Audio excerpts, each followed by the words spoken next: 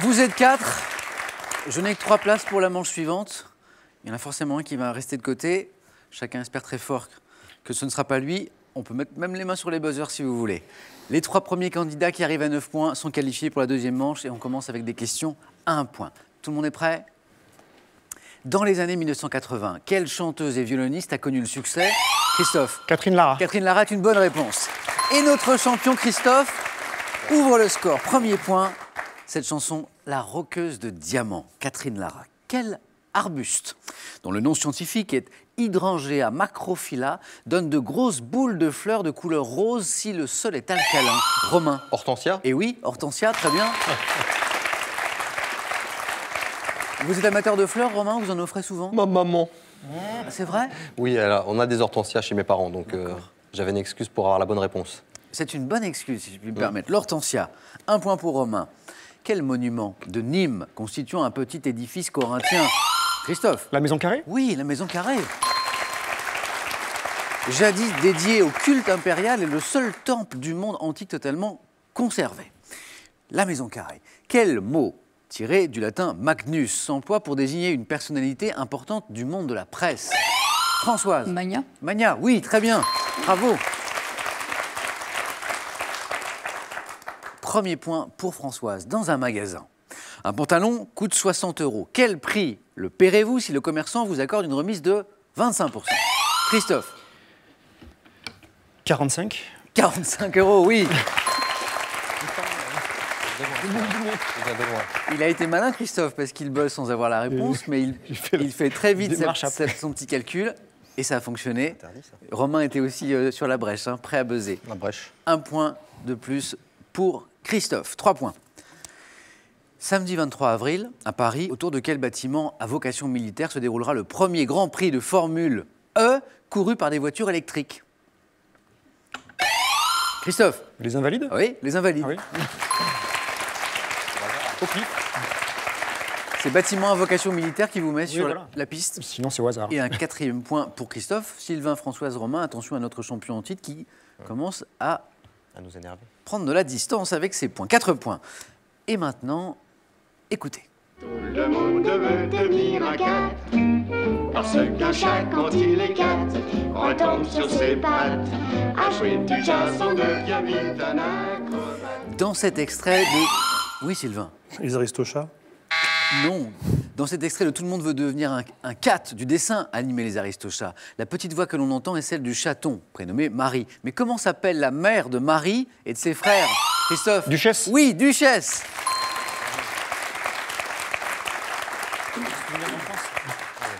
Sylvain avait tout de suite retrouvé Les Aristochats, mais la question était un tout petit peu plus complexe. Et un 5e point pour Christophe. Médecine. En médecine, quel adjectif dérivé des mots grecs âme et corps qualifie des troubles physiques qui trouvent leur origine?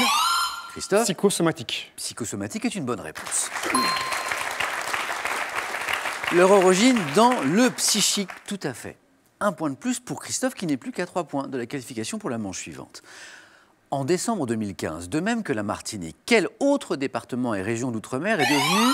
Romain? La Guadeloupe? Non, est devenu une collectivité territoriale unique. Christophe? La Guyane? La Guyane est une bonne réponse.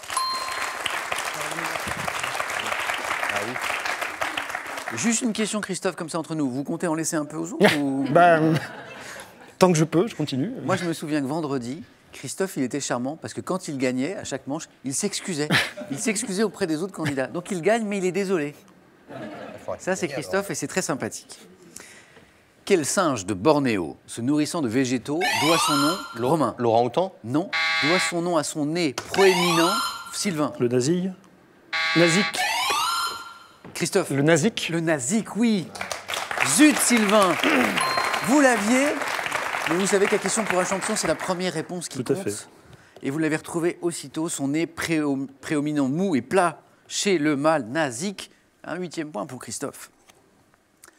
Quelle divinité allégorique romaine symbolisant une attitude de précaution fut représentée avec 2 visages féminins, l'un tourné vers le passé, l'autre vers l'avenir? Françoise? Janus? Non. Divinité allégorique romaine. Christophe? Prudence? Prudence, oui. 9 points. 9 points gagnants pour Christophe, notre champion. qui fait honneur à son titre. Vous n'êtes pas excusé là, Christophe. Bon, ce sera pour tout à l'heure. On s'habitue à la victoire peut-être. La bonne nouvelle, c'est qu'il nous reste encore 2 places. Romain, François, Sylvain, 1 pour Romain, 1 pour François, 0 pour Sylvain. Donc tout est encore possible, mais ça va s'accélérer. Pourquoi? Parce qu'on passe aux questions et aux réponses à 2 points. Quelle est la dernière lettre de l'adjectif retors? Sylvain. S. Oui, retors avec un S. Tout à fait. Et 2 points du coup pour Sylvain. Quel condiment au goût piquant, parfois appelé moutarde japonaise ou réfort japonais? Sylvain. Wasabi. Wasabi, oui, et 2 points de plus. Rappellerai-je, Sylvain, que votre passion, c'est la gastronomie. Et maintenant, regardez. En 2015, quel est cet écrivain? Sylvain. Yann Kefelec. Yann Kefelec, oui. Auteur par le passé de Noces barbares, qui a publié l'ouvrage L'homme de ma vie, dans lequel il parle de son père également, écrivain, relation complexe. On le sait, entre Yann Kefelec, ceux qui le savent, en tout cas ceux qui ont lu le livre le savent, entre Yann Kefelec et son papa. Et 2 points de plus pour Sylvain. Quel cap, situé aux confins du Chili et de la Terre de Feu? Sylvain. Cap Horn. Oui, le Cap Horn. Constitue un passage difficile pour les navigateurs. 1 point seulement pour la qualification pour la manche suivante. Vu motard que jamais. Quelle émission? Émission lancée en 1959, créée par Pierre Lazareff, constitue le premier magazine de grand reportage. Françoise? 5 colonnes à la une. Oui, bravo.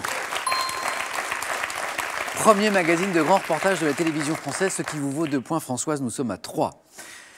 1807. Quel compositeur autrichien fonde à Paris une célèbre manufacture de piano et de harpe? Un compositeur autrichien, manufacture de piano, Pleyel. Ignace Pleyel.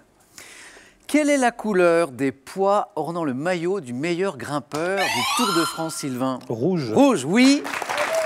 Et 9 points. 9 points gagnants. Bravo, Sylvain.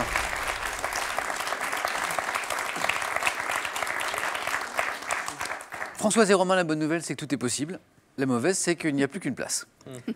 Ça va s'accélérer. On passe aux questions et réponses à 3 points. 3 pour Françoise, 1 pour Romain. Attention, en France, comment a-t-on appelé l'époque comprise entre le début du XXe siècle et le début de la Première Guerre mondiale? Françoise? La Belle Époque. C'est la Belle Époque, tout à fait. Ce qui vous amène à 6 points. Romain, c'est maintenant qu'il faut fournir l'effort. Vous l'aviez? Trop tard. Trop tard. Quel corps simple constituant le plus lourd des gaz rares de l'air donne une couleur bleutée à certaines ampoules de phare automobiles? Un corps simple, c'est un gaz... Oui, Romain? Le xénon? Le xénon est une bonne réponse, oui. 4 points pour Romain, 6-4. Quelle est la suite de ce précepte biblique commençant par « Tu aimeras ton prochain comme… » Romain? Comme toi-même? Comme toi-même. Bonne réponse. 7. 7-6. La prochaine question, si vous la trouvez, sera déterminante. Avec une agglomération de près de 26 millions d'habitants, quelle ville sud-coréenne est la 3e ville la plus peuplée du monde? Romain? Séoul? Séoul est une bonne réponse de Romain qui se qualifie pour la manche suivante. Françoise? Manque de rapidité. Alors moi, la passionnée de questions pour un champion que vous êtes, l'habitué, c'était votre première participation, ça va très vite. Oui, Ça c'est va mieux, très, très vite. mieux sur son canapé, c'est sûr. Un grand merci d'avoir joué avec nous. Merci à vous. Et maintenant, c'est à vous de jouer une nouvelle chance de gagner 500 € ce soir. Le tirage au sort sera effectué tout à l'heure en fin d'émission parmi les bonnes réponses. Et puis n'oubliez pas que notre grand concours pour décrocher la cagnotte de l'émission, 19 000 € ce soir, se poursuit toujours. La question, écoutez bien, la voici. Autrefois, quel accessoire les hommes soulevaient-ils pour saluer une femme? Est-ce réponse 1, leur chapeau? Réponse 2, leurs lunettes?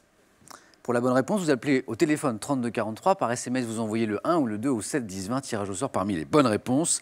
Christophe, Sylvain et Romain, on va jouer ensemble aux 4 à la suite.